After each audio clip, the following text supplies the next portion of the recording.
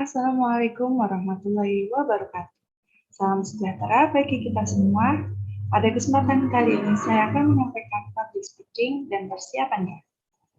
Hal tersebut penting dibahas karena tidak semua orang mampu berbicara di depan umum dengan baik dan terstruktur. Kemampuan berbicara di depan umum memiliki dampak positif bagi personal dan karir kita.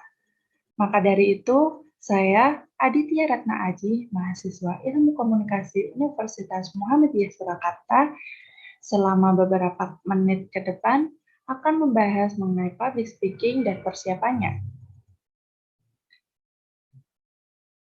Saya harap dengan pembahasan kali ini dapat menambah pengetahuan teman-teman dalam mempelajari public speaking. Adapun subtopik yang akan saya bahas yaitu pengenalan public speaking, profesi public speaking, harapan dari belajar public speaking.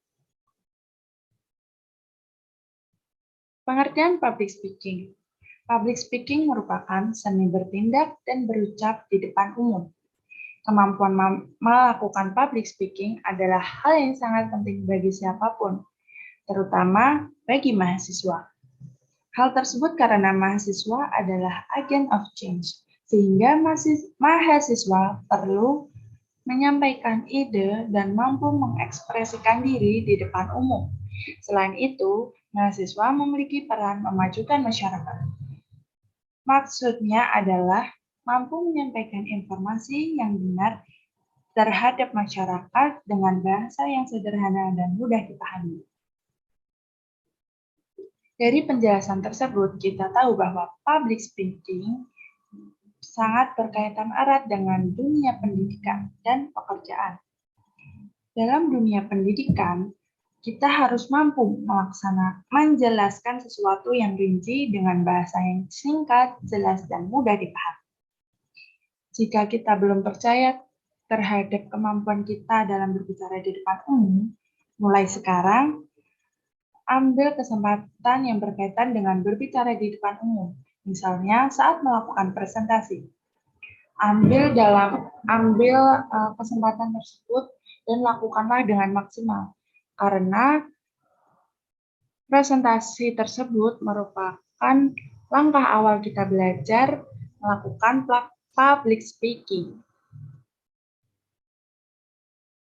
Dalam dunia pekerjaan, komunikasi akan selalu tertera pada syarat dan kriteria yang dicari oleh perusahaan. Hal tersebut terjadi karena setiap perusahaan memerlukan komunikasi dalam menyelesaikan masalah atau membuat ide atau dalam suatu proyek. Sehingga kemampuan public speaking kita dan komunikasi kita harus benar-benar kita kuasai. Nah, sekarang udah tahu kan seberapa pentingnya kita menguasai public speaking. Lalu gimana sih cara memulai public speaking itu? Yang paling utama yang harus diperhatikan adalah tujuan dari public speaking. Mengapa kita melakukan public speaking? Apa tujuannya? Ada 4 tujuan public speaking di sini, yaitu untuk menginformasikan, untuk membujuk, untuk menghibur, dan untuk memperingati event tertentu.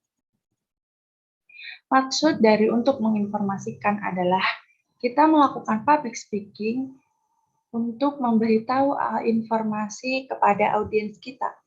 Dan yang selanjutnya yaitu untuk membujuk. Bagaimana kita melakukan public speaking agar audiens kita setuju terhadap pandangan kita atau pendapat kita. Yang ketiga yaitu to entertain, artinya untuk menghibur, misalnya seperti stand up comedy. Dan yang keempat yaitu untuk memperingati event tertentu.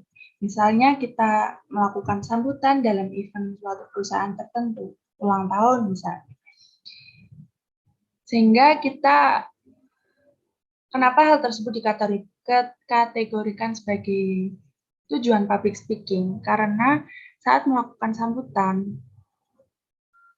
itu dilakukan yang namanya berbicara di depan umum, sehingga kita berlatih memiliki tujuan untuk mengucapkan selamat mungkin, atau mengevaluasi karyawan, atau harapan dari perusahaan tersebut nanti ke depannya seperti apa. Mungkin isinya akan seperti itu dari tujuan public speaking untuk memperingati event.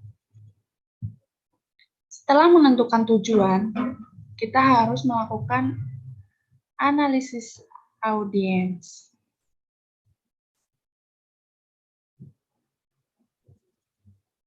Selain kita melakukan analisis audiens, kita juga harus menentukan topik apa yang ingin kita bahas. Hal tersebut karena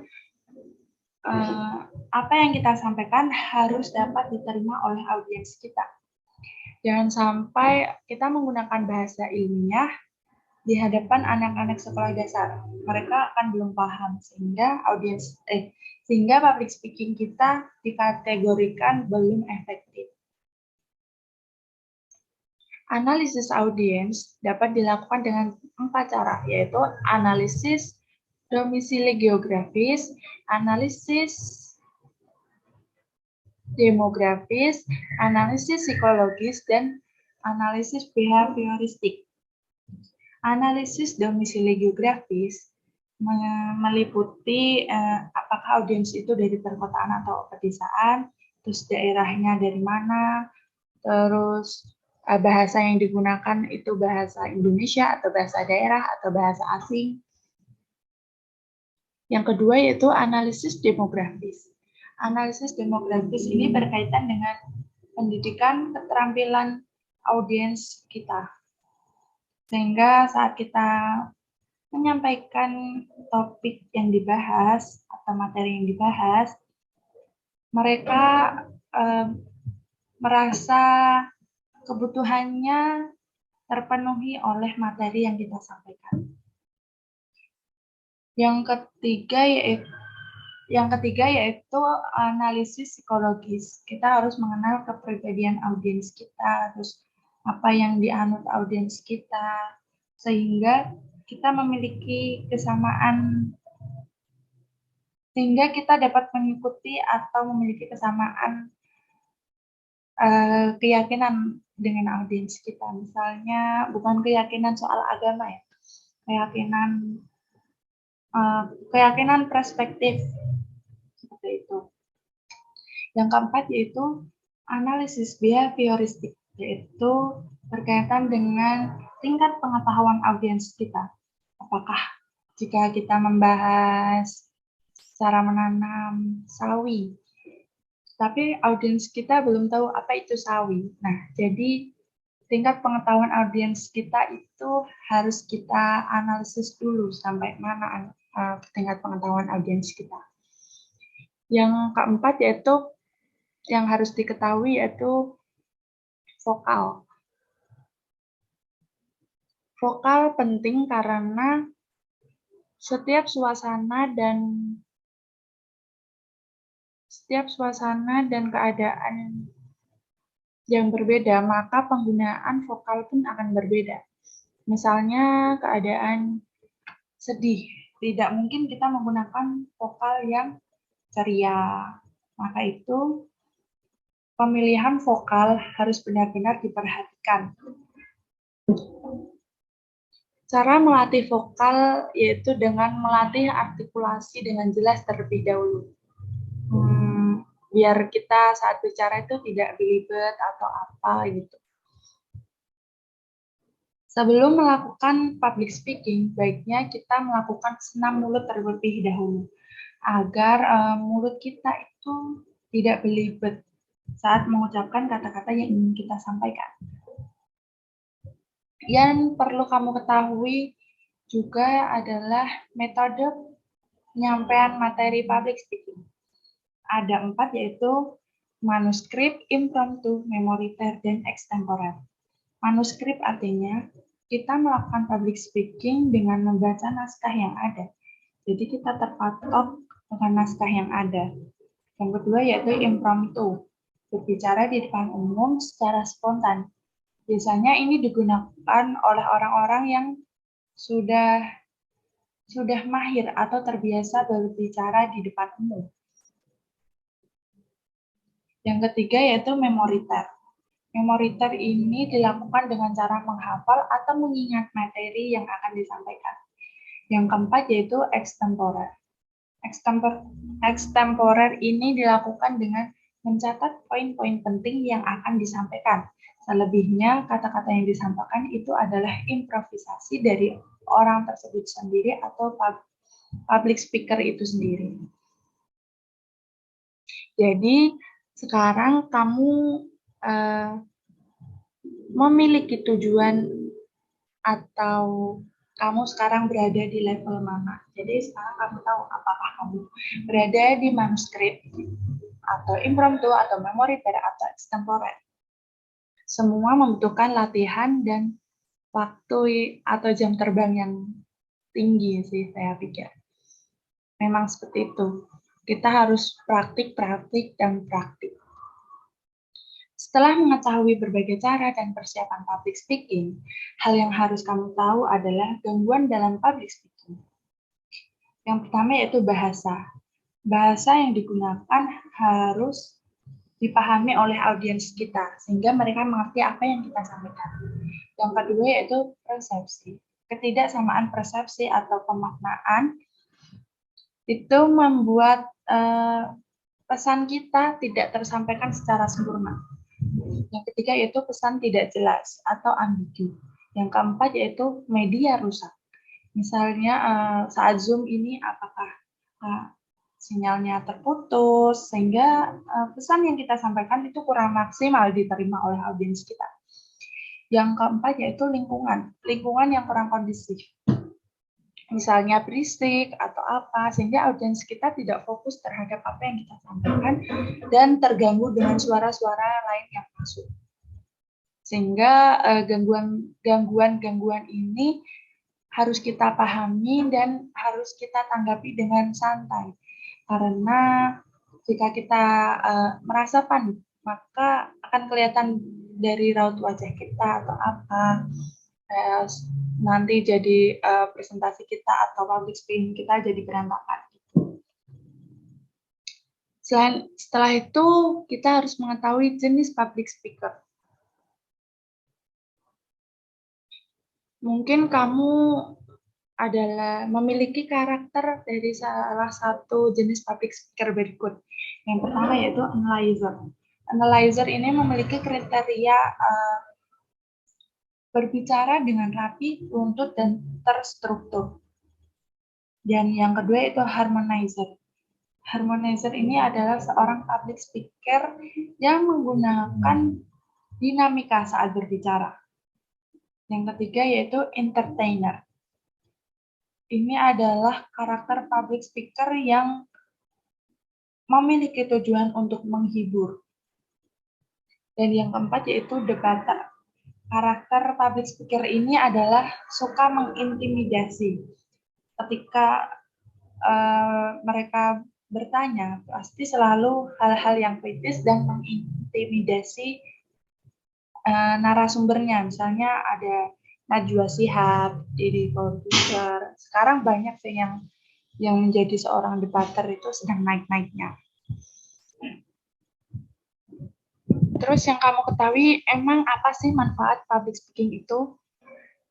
Manfaat dari public speaking yaitu kita mampu mengekspresikan diri, mampu meningkatkan kepercayaan diri, menambah wawasan, meningkatkan keterampilan komunikasi, dan mengasah daya pikir spontan dan daya ingat kita. Dengan mampu menguasai public speaking ini, kita mudah mengekspresikan diri kita dan apa yang kita rasakan. Dan tentu hal tersebut didorong oleh rasa percaya diri kita.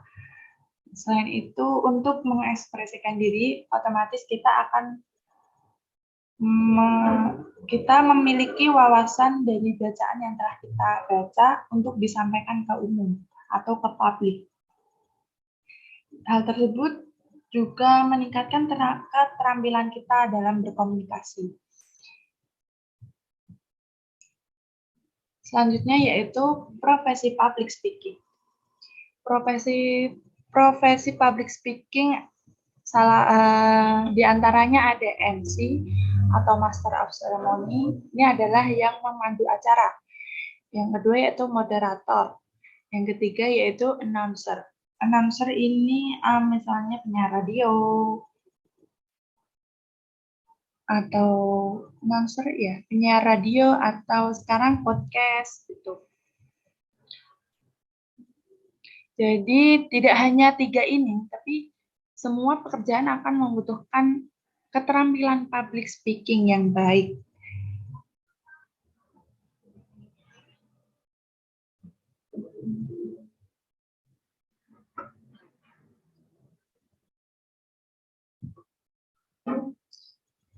Jadi kesimpulannya, mulailah belajar public speaking dari sekarang. Karena public speaking itu sangat dibutuhkan dalam dunia pendidikan maupun pekerjaan. Cara memulai public speaking yaitu dengan memahami atau menentukan tujuan public speaking, analisis audiens, dan latihan vokal. Yang ketiga yaitu ketahui dan tentukan jenis public speaker seperti apakah kita. Yang keempat yaitu dengan menguasai public speaking, kita mampu meningkatkan daya pikir, kepercayaan diri, wawasan, keterampilan komunikasi, sehingga akan berdampak pada kualitas diri atau personal diri kita di hadapan umum. Selain itu, kita juga mampu mengekspresikan diri lebih gimana ya, mengekspresikan diri lebih dulu gitu dari orang lain karena kita memiliki kepercayaan diri dalam menyampaikan ide dan perasaan kita. Jadi saya kira cukup. Terima kasih. Wassalamualaikum warahmatullahi wabarakatuh.